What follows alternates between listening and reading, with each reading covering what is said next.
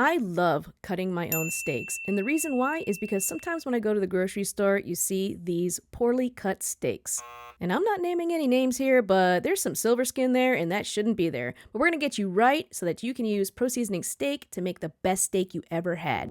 So let's go. I'm using a boning knife and also a chef knife. A beef tenderloin can be broken down to the head, the center cut, and the tail. The head kind of wraps around the top of the muscle, and I'm going to cut about 3 steaks from there. We also have the chain that runs alongside. It's also called the side muscle. That comes completely off, and I'm going to show you how to trim that out too. And then we have the most coveted part of the filet tenderloin. That is the center, and that would be called the center cuts. Also known as barrel cuts, and you can make fat boy steaks from there. Okay, so I'm going to start by removing this chain or the side muscle, and you can see that sucker basically just tells you where to cut it. You know, you just kind of run your fingers along, loosen it up, and as soon as you see silver skin separating the muscle, take your boning knife and just liberate that away. As you move towards the head, it gets kind of dicey, but don't be afraid, just separate it with your knife and do the best that you can. You can see the chain has tons of silver skin, but it also has really good muscle that we're going to trim out.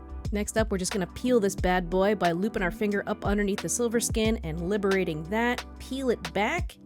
And I'm going to say, make sure that you save your silver skin, just throw it in a plastic baggie into the freezer because that is full of collagen, so the next time you make stock, just chuck it in the pot.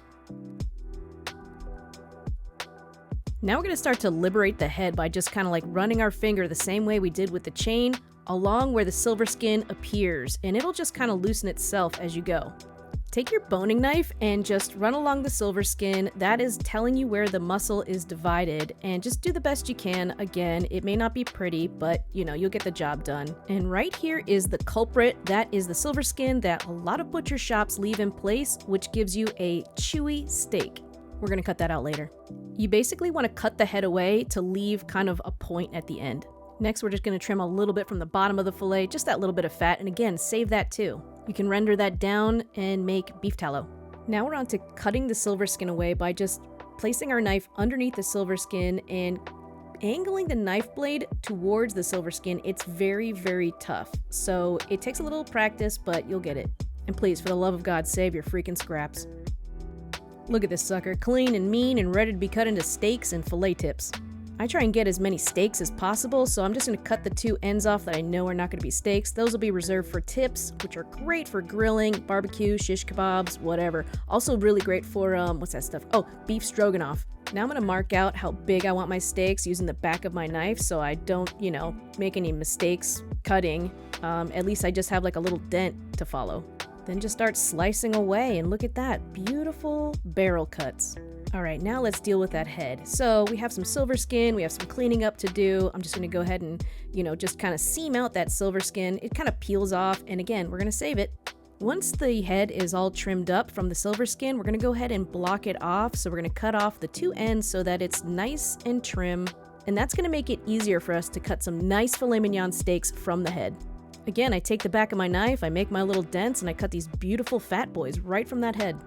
Now we can cut the tail end scraps into nice little chunks, or what's called filet mignon tips.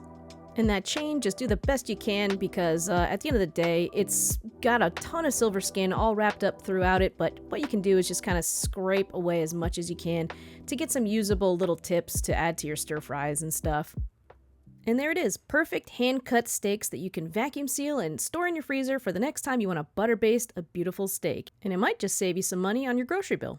Thanks for watching, guys. If you like my show, don't forget to subscribe, hit the bell, and as always, leave a comment down below after you watch the video.